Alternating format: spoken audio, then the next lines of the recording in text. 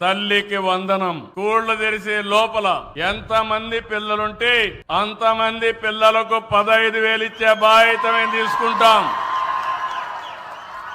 నేను మీ ఊరికి వచ్చినప్పుడు చూశాను, జనాభా బాగా తగ్గిపోతా ఉంది. ఈ రోజు మీరు చూస్తే మామూలుగా జనాభా నిలకడ ఉండాలంటే ఒక్కొక్క దంపతులు జీవితకాలం 2.1 మందికి సంతానం ఇవ్వాలి. ఈ రోజు 1.56కు పడిపోయింది రాష్ట్రం. మీ జిల్లా కూడా 1.5కు వచ్చింది.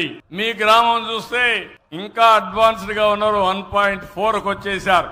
ఇప్పుడు మీరందరూ గాని పిల్లలకు సంతానం ఇవ్వకపోతే ఈ ఊర్లో అందరూ ముసలోళ్లే ఉంటారు. ఒకసారి వాళ్ళు కూడా చనిపోతే అసలు మనుషులే ఉండరు. మళ్ళా చెయ్యేరు ఎక్కడుందంటే రికార్డులో ఎత్తుక్కోవాల్సి వస్తుంది. అందుకే నేను మిమ్మల్ని అందరినీ కోరుతున్నా, మళ్ళీ మనం పాపులేషన్ మేనేజ్మెంట్ చేయాలి. ప్రతి ఒక్కరూ 2 కంటే తక్కువ కాకుండా పిల్లల్ని కనే బాధ్యత మీరు తీసుకోవాల్సిన అవసరం ఉంది. తల్లి, మీరందరూ గుర్తుపెట్టుకోవాలి ఈ విషయం.